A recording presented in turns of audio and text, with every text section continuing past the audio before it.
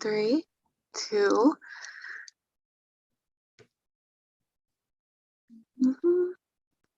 One.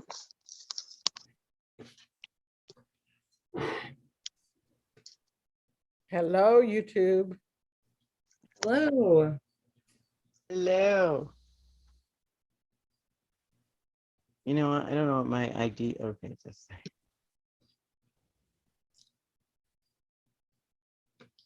Okay. All right, so we are live. Hey, y'all. So we are here doing the Talkback for Blossoming 2020, which is a play reading series. We just had the first ever virtual showing of Sunset Dreams. And I always think that talkbacks are an opportunity to process the production as a community. So we are going to make space for that. We are living in a time when opportunities to connect and reflect are a luxury that some aren't afforded. So I'd love for us to set that intention this evening.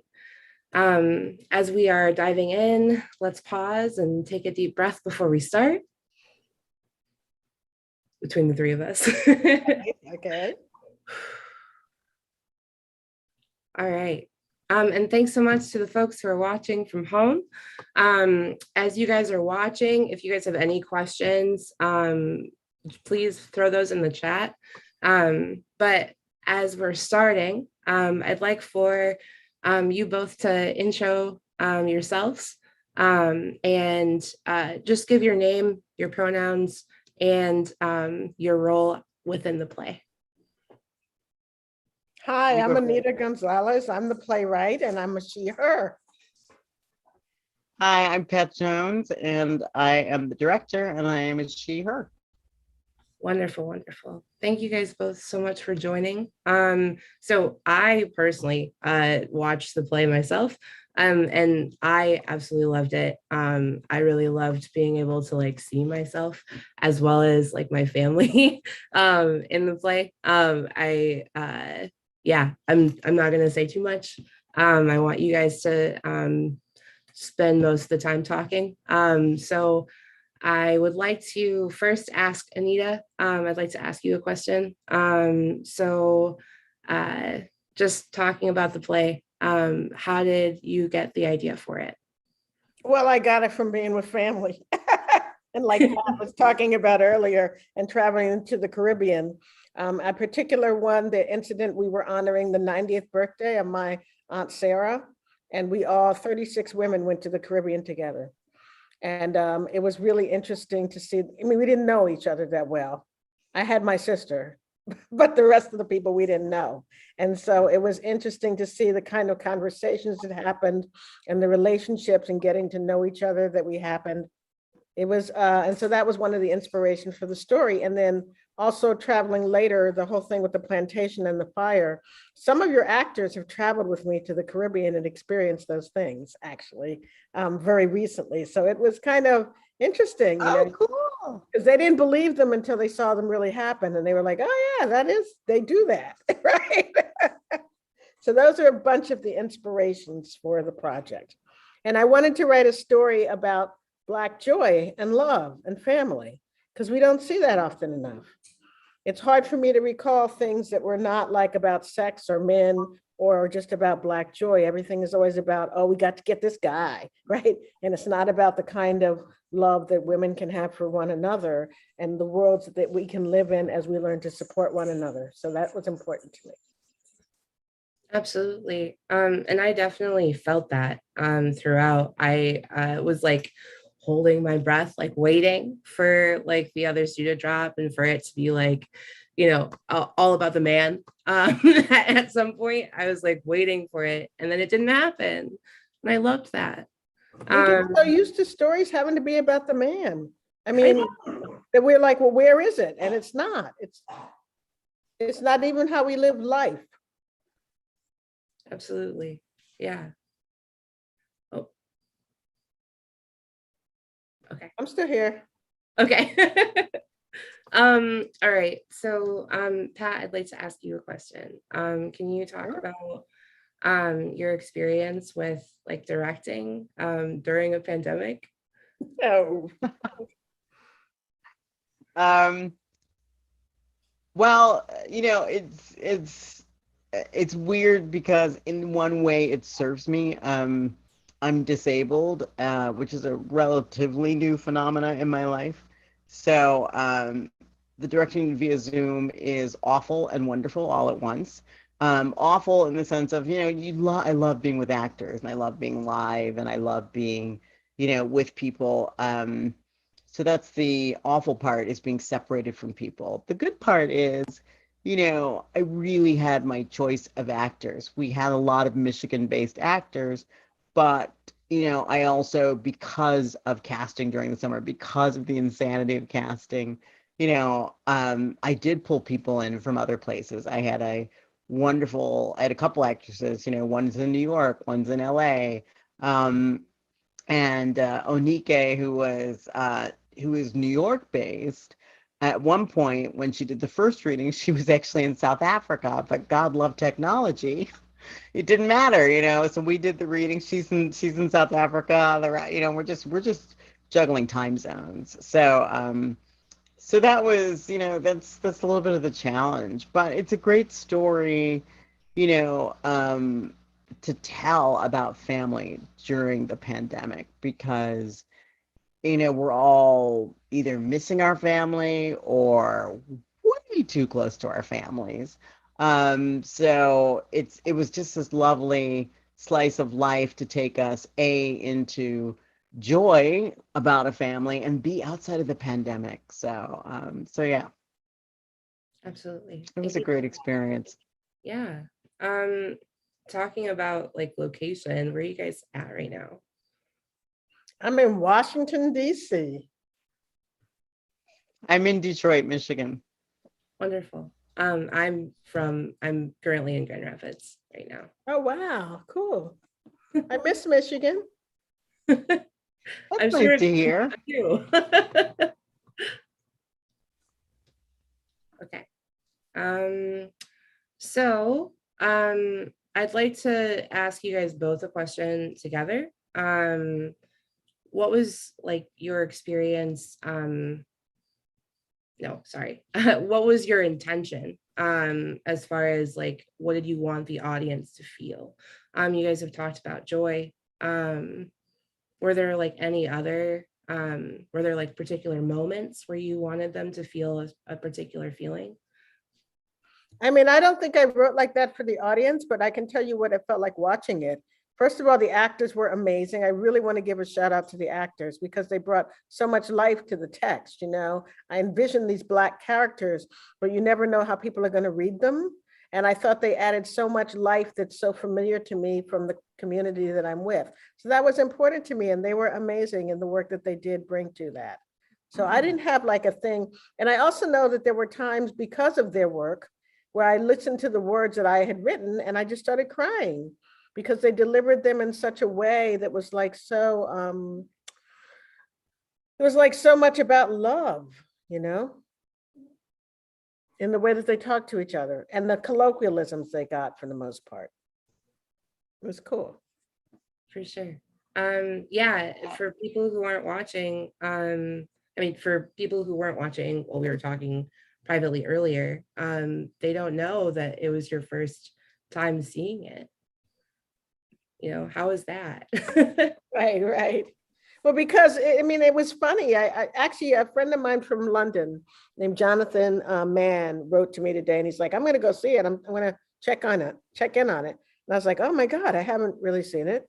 Like, I don't know what it looks like. I wrote it. It's been 2 months ago. I haven't seen anything at all about it. Like, I couldn't tell him anything about it. So I was like, because so it's like, oh, it was going to be good. And then I was so pleased with what I saw. It was really good. That's excellent. Yeah.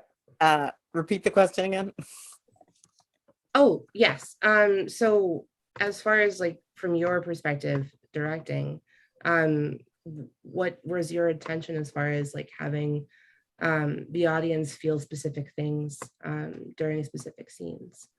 I really, really, really wanted to make sure that people got that whole sense of family and especially the sisters.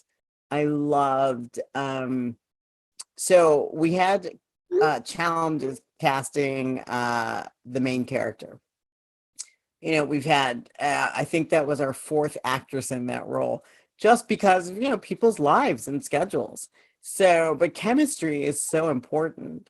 So, my second to last actress did a rehearsal with Asada, who played the sister Lynette, and they had this amazing chemistry. And then she had a family emergency, this is Mm. life. We're all grown-ups. And so she had to bow out. And so the actress June Carroll, who replaced her, um, those two women again had amazing chemistry, and it was such a gift. And that was such a great surprise, and such a, that's the beauty of acting, because you felt their sisterhood. And that was the base of a lot of, I think, why it was a success, or that Anita's happy. I'm thrilled that she's happy, because we created a family, and you really felt like people were family. So that was one thing I really wanted people to walk away with, was this feeling like they peeked in on a family. So that was really important to me. And just, the tension that comes along with it, and just also to go on the journey of that trip with the family, of the ups, the downs, the lows, and also Nettie's, the special circumstance with Nettie, where she's falling into dementia, and it's hard. And I'm in my 50s, so a lot of people are going through this with family, older parents, and or relatives. So I just really wanted people to walk away with feeling like they have peeked in on a family. There were definitely moments that felt kind of private to me too. Like I was like, oh, I'm, like I knew that, I was reading the script and I was watching it, but it definitely felt like, cutaways from real life. And that was, I mean, it's really impressive that you were able to do that in the format that you did too. Like people being in separate like spaces acting, and still being able to show that connection. We really were blessed with amazing actors. I mean, the actors were all the actors are just an amazing quality, and just so talented. So we were just so blessed by all of them. It was great. So I'm glad that He that's the was also takeaway. a People really brilliant felt. director. I just want to say that, because there were so many of the moments, the pacing, the way that she worked so hard to get the backgrounds and the sounds that helped to define the scene and helped us be able to hear and see the moments. She did a lot of work. It was really great work, Pat. Good. Thank you. Thank you. I'm very, I'm I like, was oh really, God. But this was really like, it was a lot of good work in the thank you. directing. Yeah. Can you guys, Pat, can you give me insight on how you guys did like costuming? Um, ha, my bachelor's degree is actually in technical theater, set and costume design. So I'm obnoxious when I direct. When I direct, we're, this is a reading series, so we're kind of nerdy. So there is no budget for costume designing. So, but I'm obnoxious about it with people. I'm like, and so I laid it down to, okay, I want at least 3 costume changes, where your travel clothes, your beach clothes, I need you in a swimsuit. So if your swimsuit has a cover up, that's your Caribbean wear. But then, after my actors were awesome and they got into it, and they changed. So they would, people came up with costumes and did things, and but I'm kind of a Nazi about it. It's so important to me. I don't get me started on the psychology of clothing. I lose, I could give a dissertation on it. I get really pissy about it. So yeah. I loved it. I really like, it felt like I was watching like a full like play, which is like, I don't want to downplay all of the work that you guys put into it at all. But like it felt really real with the costumes and all of the detailing and like the backgrounds with the editor. I thought that was excellent. Yeah, it was great. Well, Anita sent me some backgrounds, which were very helpful. And then I went and found backgrounds. Then the editor found backgrounds and did some of the sounds. That was great. So yeah, I mean, it was just, that is the beauty of theater, is this Yeah. collaborative process where all these minds come together and create something beautiful. I mean, I would love to do this on the stage because I would love to work with a set designer who could figure out how to do that floating scene. That is like, woo, that would be so awesome. Yeah. I would love to figure that one out. Yeah. And I love the idea of, the way it's written, that a lot of times they're walking through the audience, they're pulling their suitcases through the audience, or, I love that. So breaking that fourth wall. So I would, if we could ever get it up on its real feed as opposed to virtual feed, I'd be thrilled just to see that. So I feel the same way. Like just reading like all of the things that Anita, you put in there is like small details. I thought that was a really intriguing addition. I don't want to talk too much about what the audience can't see, but can you guys talk about your own experiences within the pandemic, like how you guys are either connected or not so connected to your families? Oh, that's an interesting topic. So I was going to say, when you said during the pandemic, I was going to think, oh, I did a lot of writing because there was nothing. I mean, that's what people who are directors and choreographers, we did. We did a lot of writing. We did a lot of new work creation or thinking about how things might be presented in alternative formats. But it's so funny when you ask about the family aspect of it. I was in Michigan and most of my family lives in Washington. And I went through the pandemic and I made my own little kind of cohort family in Michigan. But then it was like, I want to see my family. Like if I was going to take a risk, I wanted to come and see my sister. So I got in my car, sanitized everything, and drove all the way to DC to see my family. But then that kind of reinforces the story. In fact, maybe it made me want to write the story the way I wrote it even more, because I was like, ooh, this family is important. Like I like to be other places pretending I'm doing important things, but really family is what's important. Absolutely. yeah, I totally agree with that. I I live with my sister, her husband, and my nieces who are 9 and 3. And I tell people, despite the hell of online schooling for a 9-year-old, never again, that's hell. But despite that hell, I can't imagine getting through the pandemic without them, because kids kept it relevant, kept it real. Um, my sister, brother-in-law, and I tell people it's like 98% awesome living with them, because we laugh a lot. The 2% is the fact that grown folks should never live this close together. And you should never be this close to anybody else's marriage or life. It's not realistic. But apart from that 2%, it's awesome. We have a great time. So, you know, I survived the pandemic because of family. Um, my friend family, the people around me, we created some mini pods. We had one friend who, God love her, would get a COVID test and then come and see us and stay for like a couple days. But every time she would get a COVID test first and then come. And it was like, and it was lovely not just to hang out with somebody, not to have to wear a mask, somebody new. And then I saw, I have a very strong church community. I'm Catholic, and I have my church is in my neighborhood type of thing. So I would see people online every week, or I'd talk to people, and I did a ton of, I don't know, family is, I got through the pandemic probably because of family. Both the blood and the chosen. But yeah, I family was amazing. So, yeah, that's the way to get through it.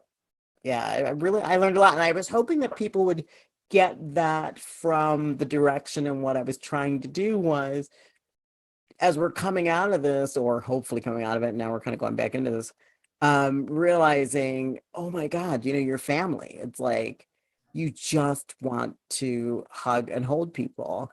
And I got to hug and hold these little girls, which was amazing. When they're 6 and 9, so it's kind of, 9 and 3, so it's kind of when they want to, but it was still lovely, you know. And so it's family's amazing. You need family. As much as for years I didn't even want to, I would always pretend I didn't know them. We all didn't, I think, in our 20s or whatever, but now I'm madly in love with them, That's great. which is a shock to my system too. No.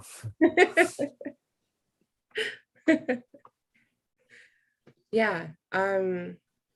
Just thinking about the characters, I definitely loved how I could see a bit of myself in like each one of them. I think just like Lavinia is like just like not being into it, just like not being here, like not wanting to be there. And then also like thinking about like I really saw myself in Nettie a lot. Just like who, like my personality personally. And then like seeing like other members of my family throughout was like really moving. And like, I in between in like the 10 minutes between this talk back and when I had finished watching the whole play, I called my mom. She didn't answer, but I did call her. Oh, I love that. Yeah. That's awesome. Yeah. So I definitely my favorite scene showing family is the plantation. I think that is such a great family scene of everybody's personality. The teacher's like, we're here to learn, and the sister's like, oh my God. I loved that scene. That was really fun. Thanks. What was your favorite scene to direct?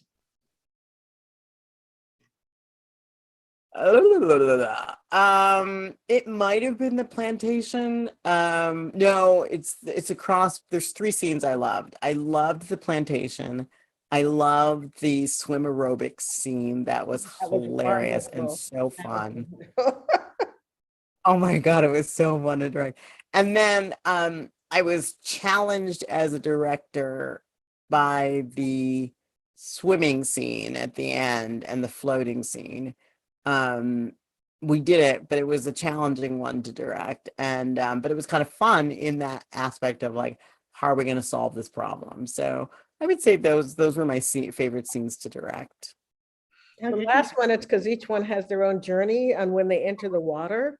And I thought it was so beautiful the way you created the linkages with the arms, because it's like this whole in and out and back and forth and hesitancy and then rush. And you got all of those different places in the scene. That's what made it hard, the rhythm of it, right? Good. Yeah. No, the rhythm made it hard. And then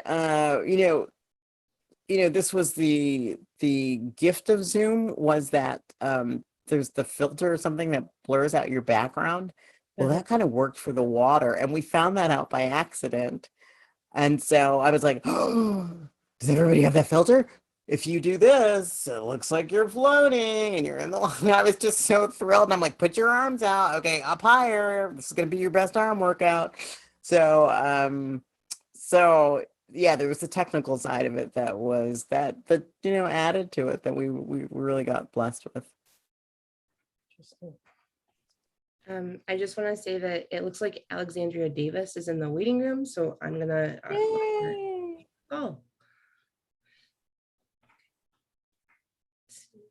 hello. Hey, Alexandria. She's coming. She's coming. She got the audio. Yeah, Alexandria, just so you know, played Alice. Wonderful. Thank you so much. Hi. Oh, I'm not sure if she can hear us. I can. Hi. Yes, I just had to figure it out. I had you all on my big screen live streaming, but then I had to shift it and figure out how to get back here to Zoom. So, hello. Hi. Hi. So what y'all doing?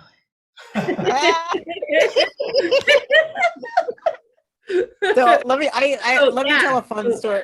Can I tell a fun story about Alexandria? So Absolutely. she was playing Alice, who you know, there wasn't tremendous amounts in the script necessarily descriptive, but you got the sense of who she was in terms of she wasn't necessarily a glamour girl. She was you know, and she wasn't butchy, but she wasn't a glamour girl. So Alexandria is a glamour girl, I learned, because I would, and we've never met face to face, but you know, we would have these costume discussions, and I was like, "Do you have a sun hat?" So she's like, "Well, I've got two. I've got a black and a white one." And she pulls out these sun hats that are nothing short of like Audrey Hepburn.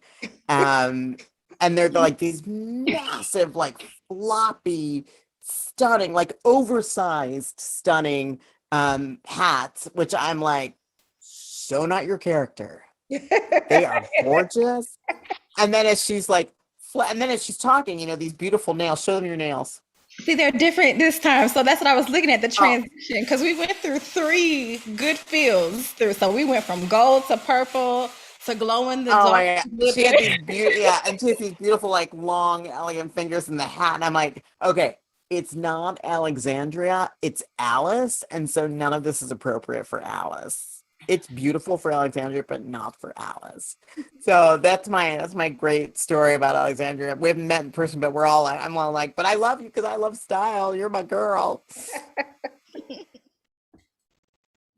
Yes, it was interesting. I wanted to do my best to try to tone that down, because I am a little extra, and I feel like Alice is a little bit more reserved, and of course with the whole photography thing, she's want to make sure that she takes in her environment versus, you know, create the environment, arrive in that. So that was interesting to just meditate on how to bring that to life. So yeah.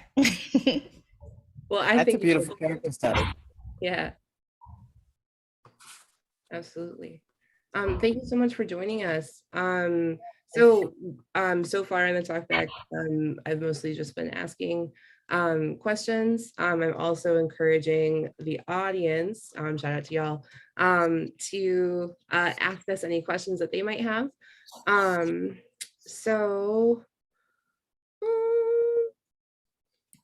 Oh, we do have one question from the audience. Matthew asked, do you have a favorite moment or scene? Who are you asking? Yeah. Alexandra, do you want to go first?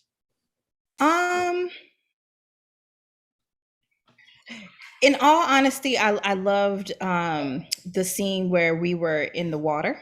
I think that was a lot of fun to do, especially when we had the blur, which did a wonderful job of contouring my fro every single time.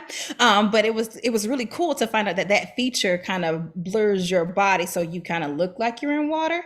And it was nice. It was nice to share that moment of sisterhood, womanhood, and connectivity, and water and all this fullness. I love water. I love the healing properties of water, the spiritual aspects of water, especially how those spiritual aspects play to the Black woman in her voyage and this transatlantic slave passage that went to some of everywhere. You know, so that was just really beautiful for me. So that's my favorite scene.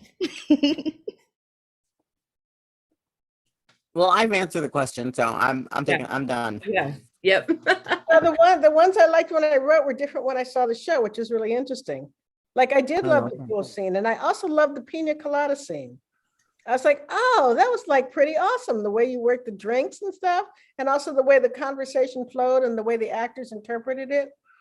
It was the first time I really liked that pina colada scene. I know I rewrote it, but you know, that was the other thing. Some of the scenes I'd never heard before. It's like, oh yeah. No, we did. You did an extensive rewrite between the second and the final. So the pina colada scene, you're talking about one with Lynette and Marisay. Yeah. That information had been someplace else. And Yeah. but I loved the way that scene came out. I just Yeah, it made it loved so the way other they- scene is not necessary really, but that's another story. Yeah, no, I loved it. I loved the way this scene came out. It was awesome. Yeah, so that was kind of interesting. Yeah, and the water aerobics, yeah, that was fun too. I mean, of course, the water scene, but the water scene was kind of always like the central metaphor of the story because it was the first idea that came, right? But the other ones, it was interesting to see how that developed. Also, the photography, like the clicking of the cameras, right? And how that kind of, it's almost like in the beginning of the story, everyone's defining their world by the camera shot, and then gradually they become human beings interacting with each other without the cameras. That was Yeah. interesting to watch. Yeah. And I loved, I have, shout out to our editor, Alfredo, who, put all those sound effects in. I Yeah. just, and they made it. I loved it. I absolutely loved it. That's what I got. Anita, can you talk about like sort of reworking things? Did you like when you originally wrote the play, I'm assuming you didn't really intend for it to be like read through Zoom calls. How many like reworkings did you do? Yeah, I mean, I want to say too that I mean, that's why I appreciated the directing too, right? Because the style of directing was different for Zoom. It's like everything had to slow down so people could see how they would respond in each frame. So Pat worked a lot with the reaction of the actors to the words more than like the speed and choppiness of the words, because you can't build the rhythm like that easily on Zoom. And that was all directorial skill. So, I mean, I think that if it was to be staged live, it would be very different how the conversations and dialogues would happen, because you can do overlapping talk, the way people talk and people get interrupted. You can't do that on Zoom, right?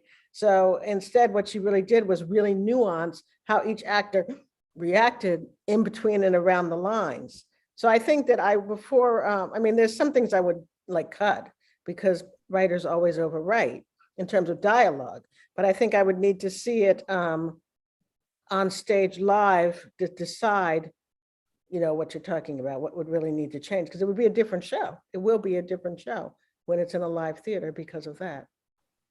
I think it'll be so fun, all the business that you can do that we can't do on Zoom. Right. The imaginary waiters, the drinks, the chicken wings, I mean, all that stuff is just really, that you can't do on Zoom. And though, it was really fun, like the last scene where the character Joe, played by Antonio, walks through was really funny because we had to like really plan. I'm like, it'll take 20 minutes. When are you available? And when can you have food? Because he had to have a plate of food at his house. And then I'm like, what are you cooking? What are you having? And it was really funny because he's like, rice and beans. I'm like, that'll work, that's fine. But you have to go through all that. So yeah, for sure. Alexandra, can you talk about your experience like acting through Zoom? Was that like challenging for you? Oh, full disclaimer, I identify as a dancer, choreographer, teaching artist. So I have been working with Anita as my mentor and another one of her works, Zora on My Mind. So I am a novice actor. That's not. would never. I don't even think I knew that. I did not know that. I would not have that, and you are so good. So no. I don't know if it's just the artist me, but like looking at, because everyone was amazing. Like I'm just like such a big fan of everyone. So I'm definitely like just looking up like, oh, this is cool. So, but yeah, it was nice. It was it had its challenges. I will just say I loved the glitch that happened with Lavinia when she takes the picture of Alice and Cassandra, and she gets that glitch with the smile. I'm like, yes, because I like, so just the internet, the time lag where you think you hear someone or someone said something, they're like, oh, that's you. Oh, I didn't hear the line, but everyone else heard it. It went, but just maybe your internet lag didn't catch it. So that was fun. And I'm excited to see what these experiences bring forward as we continue to navigate how do we present art in the technology world, because it's fast, it reaches so many different people. You can be some of everywhere. I was in 4 different states during the taping of this. I think I went from New York to New Jersey to North Carolina to Florida. So it was just some of everywhere. So yeah. So this was your like first ever acting experience? Yes. Just straight up, you've never acted before. Yes. This is and you played a character that's like not you at all. Exactly. Like totally not you. And the director had no clue. Wow. Wow. Oh, I thought you knew, Pat. But okay. I did not know. You said, oh, I'm a dancer, and I was like, okay, whatever. You know, she's a dancer. People are dancers and actors and everything. I never took it as, oh, I don't act. Oh yes, ma'am. I meant 5, 6, 7, 8, and.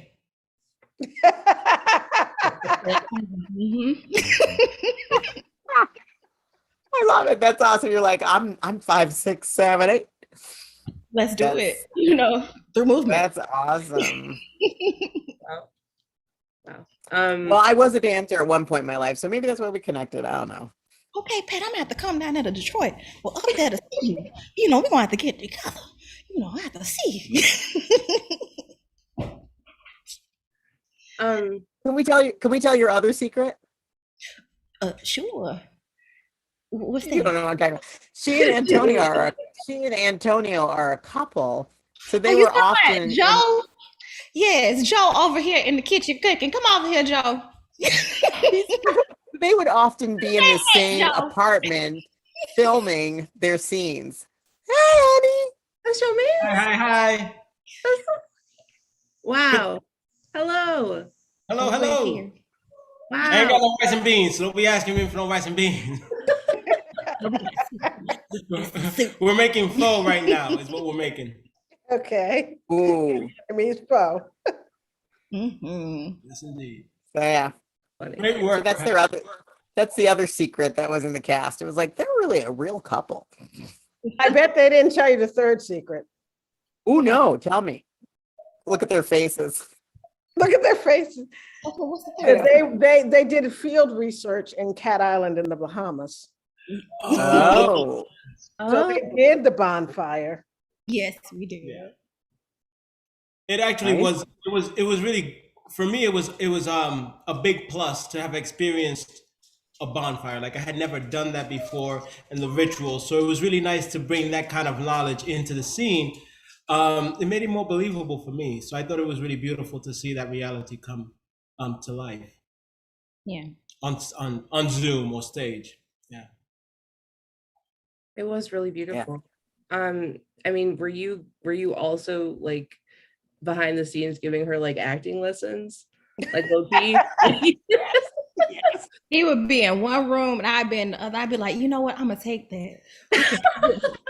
I can play with it. Because at first, the first one, fun story. So I had passion twists. You know, I was ready for hot curl summer, you know, so I had some extensions. So the first one, we just arrived to our Airbnb in Florida, and I have and she's like, well, you know, if that's how your hair is going to be, it has to stay. Now, my passion twist was tied and through. So I needed to so he grabs the ponytail, puts it up, then we grab the thing. So that's where these lovely head wraps that Alice kind of sports on and off as we go along, because yeah, we had to get that together, but we worked it out. Because my fashion girl has to look good in real life all the time. So I was like, and I'm making her play down home, whatever, and she's probably ready to kill me. And I was like, can't Alice have a little lipstick? We can, yes, let's give her some shit. No. You never asked about lipstick. I would have given you lipstick. I love lipstick. But you I snuck in that nude, you know, kind of like reddish, you know, a little purple, you know, trying to get, you know. You stuck in those nails with the beautiful hands. But I tried to hide it, but I was like, oh, you want me to play with the camera? Today they're purple. Next week they'll be gold. All these backstage stories. Oh yeah, I love it. The beauty of acting. Beauty of acting. You can still get your nails done at the islands, you know, it's okay. There's a lot. Yeah, she did. Alice found herself with the love of Cassandra and was open to trying new things. That's what it was. Yes, because if you notice, Cassandra had nails too. Yes. Yeah. Cassandra showed up Yeah. this week every time. So, I guess Yeah, Alice she was done. step it Yeah, up. that's my girl Anike. You guys are probably in real life. You guys would be buds, man. Right. She's my fashion girl too. Yeah. Yes. It would be really lovely to have everybody meet each other one day. And I think that's the other thing. I mean, it's like I'm really grateful to the Vagrancy for starting this project and being able to realize it. I mean, since we were going to do the confessions, I thought, was this my first play? Like, I write musicals. Like, it was really a challenge for me to write a play. That's why I'm always like, there's too many words. There's too many words, right? Because Wow. dialogue, I'm used to writing musicals. Right. And so it was really interesting, the process too. But to see also what it looked like in the videotaping was really wonderful. The way, because I the would. play has more room for place, I would have to say, as a writer and director, I did not think it had too many words. I loved it. Right. It's good, and I thought the conversations were beautiful. So yeah, so I would not. I don't think I would change anything. In terms of that, I really enjoyed the conversations. I thought you nailed them beautifully. Cool. It was fun. Absolutely beautifully. Yeah. So There are a few more questions from the audience, but I also want to echo that, I thought that it was absolutely wonderful. I just want to say one thing and give a shout out to the Vagrancy, because I love the Vagrancy. I did not know who they were before this. And I love Caitlin. She's amazing, the artistic director. So just a big shout out to the Vagrancy for doing this, and for Caitlin's, just calm and patience, and she's amazing. And perseverance, and fundraising, all Yeah. of it, right, to make this possible. It was like a really polished presentation in terms of marketing and the way it was presented too. Yeah. Oh God, yeah, it was beautifully marketed. So thank you. Huge thank you to Caitlin. I agree. Like, all of the communications and everything, like just having to like handle such a huge. Oh, she's in the chat. She said that's gonna make me cry. But like, being able to handle such a long haul project, and like this isn't just one play. There's like multiple plays happening. Yeah. And all of that.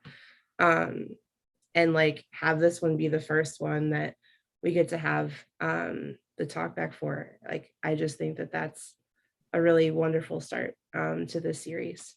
I just want to say one more thing about Caitlin. Like, this is, as a director who I've never worked with her before, I'm doing this thing. She never made me feel like I'm one of many. Like, I thought Sunset Dreams was the only one. I mean, I know it's not the only one, but she may always made me feel like Sunset Dreams was the only one. She took my calls, she answered my text messages, blah blah blah. So that's as an artist and as a professional, that is amazing to feel cherished and heard, as opposed to, she never once said, can't talk to you right now, or, just, can you deal with this? I mean, she was really always available as a director. She was always available to me as the artistic director, and that was really lovely.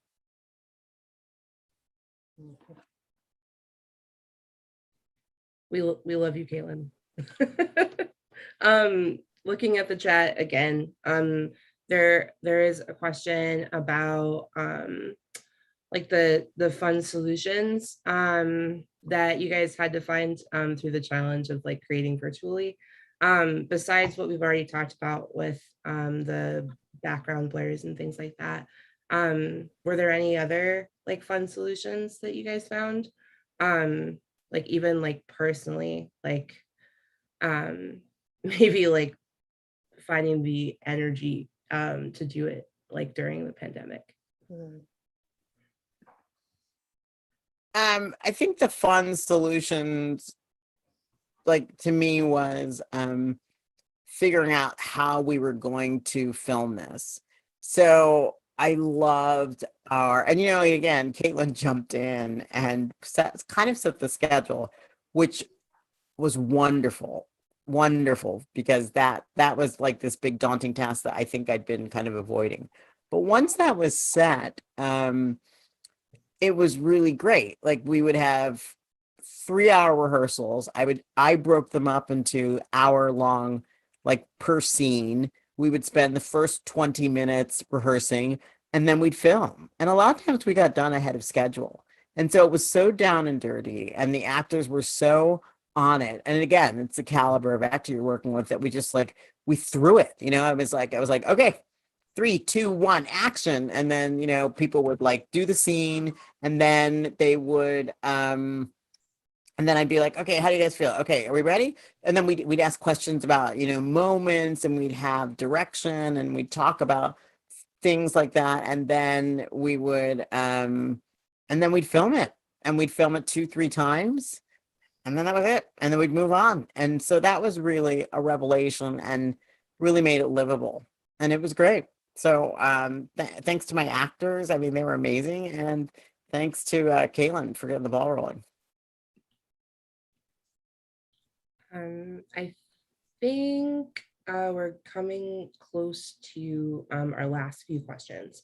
We do have a question from the audience about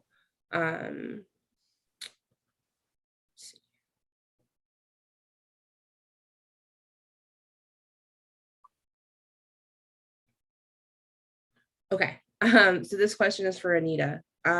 So what was the biggest thing that you learned from watching tonight? And do you have any questions about changes for the audience? I think that the thing I learned the most was that those actors are funny. I mean, I learned that there was humor in the dialogue. And for the audience, in terms of changes, it's a play that's driven by interactions more than events, right? And did they miss those events? Right, the events that happen are like, we went to the beach, we went to it's a we went to story. It's not a story where there's like a clashing crisis for people to solve, right? And that could be the musical theater writing. They always want that, right? Like some crisis. And so was that okay with the audience, or did they want some like big event? There's no villain, there's no hero, right? This is not a story that has those, what you normally have in a, what we call a drama, right? It's just like, it's episodic. And it's also textural. And so I wonder how that felt to people watching. You have to kind of sit with it the way you sit on the beach. It's not like James Bond, right? In terms of its structure. And so I wonder how that's sustained for audiences.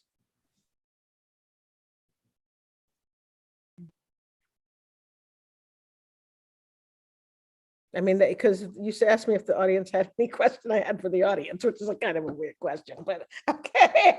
So Yeah, that's the question I would have for the audience. Yeah, the audience asked if you had questions. Yeah, right. No, I don't have questions. Yeah. I think, this is a response to you asking them. Matthew said, it was surprising how nice it was to just be with a family during a vacation, like a peek into their lives, struggles, and love. That's what it was. Yep. Yeah, absolutely. Yeah. And I think that, it's a reflection of life, of like really living. That's something that I felt while watching it. All of the private moments, all of the moments where you just have to take it in. I thought that was really beautiful. And like I said, what surprised me is that I was crying on several scenes, which is weird. You're like, I read it. Why are you crying? What? You have to tell me. You have to feel. I have to know what scenes made you cry. Well, I think the sisters scene where they decided to get together. I think the scene on the beach, yes, but also a little bit the fire scene, right? The scene by the fire, because everyone's really like saying something they hadn't said before. Funny, huh? But yeah, I love it. I'm glad to hear that. And I loved Madeline Porter, who played Nettie. That Yeah, wail yeah. that wail that she lets out. The first time she did it, it made me cry. So yeah, so kudos to Madeline. Yeah. Yeah. That's what I would say. I was also crying. But I'm an emotional person. I didn't want to say that I was, like I cry a lot. I cry at commercials. So it's not. I relate. Yeah. Yeah. Well, I think this will be our last question. I'd like to leave the audience with this one, I think. So I'd like to ask you guys, how will you carry this experience moving forward? The experience, Anita, personally, you wrote the play, Pat, you directed it. Alexandra, you acted, within it as well. How will this change you guys moving ahead? Well, we want to see it done on stage. That's the basic thing, right? Yeah. And I think it made me think a little different. I'm thinking about another play idea about the Caribbean that's very different. That is maybe more adventure driven. But this has really let me feel very happy about thinking about family in the Caribbean. And the waves. This one makes me feel like the water and the waves, and I still carry that feeling, and joy. And I still carry that feeling with me. I'm just excited to try a little more. Not try. I'm gonna do a little more. So and see how my two realms of artistry, how they blend and coexist. But just thankful to be here. How am I going to carry it forward? I will try not to cry as I say this. I'm really touched, and I'm incredibly honored to have worked with the Vagrancy and to work with Anita. Anita's background is stellar, and so I'm very humbled to have worked with her, and to have done this and to tell this story. I love people stories. I love slice of life stories. So I really enjoyed doing that, and I think having done this just makes me a little more confident in terms of telling people stories and not trying to be an action hero. It's like, or not trying to reinvent myself to be an action hero, or to write action hero stuff. I'm not going to do it. I'm not necessarily that person. So yeah, that's how it'll carry me forward. I would love to direct it live. But who knows what the future holds with anything in any aspect of our lives. Yeah, pandemic or not. So I'm even in my own life with my disability and not moving as well as I'd like to at the moment. So who knows.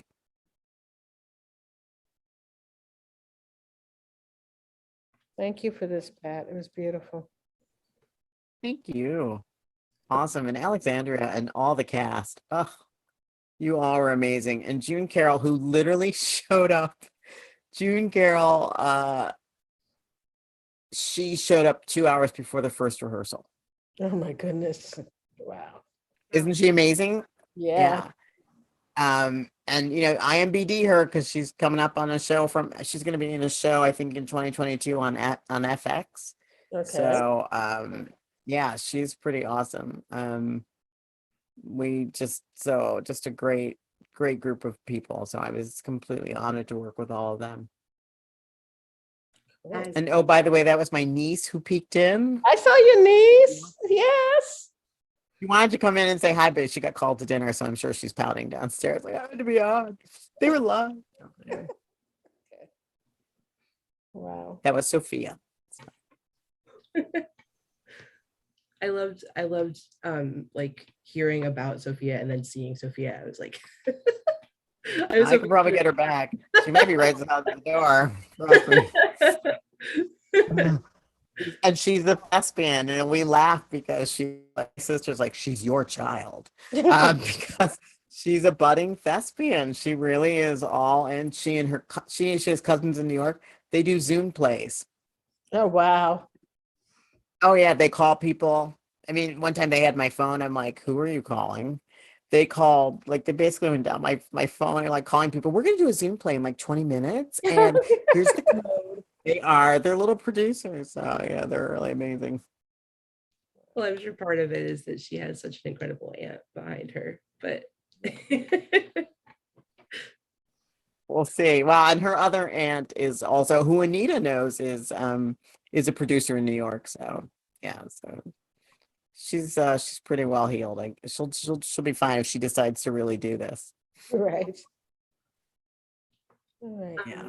As we close, I'd like to just ask, I know I said that the last question would be the last question, but do you guys have any final words that you'd like to leave the audience with? Any like, just like one sentence blurbs that you guys have for anyone?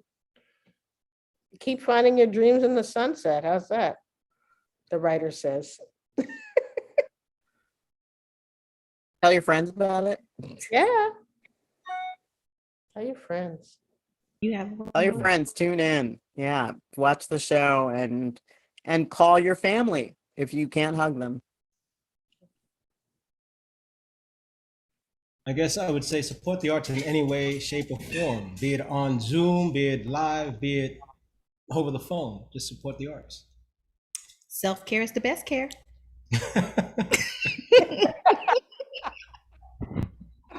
Oh my God. That's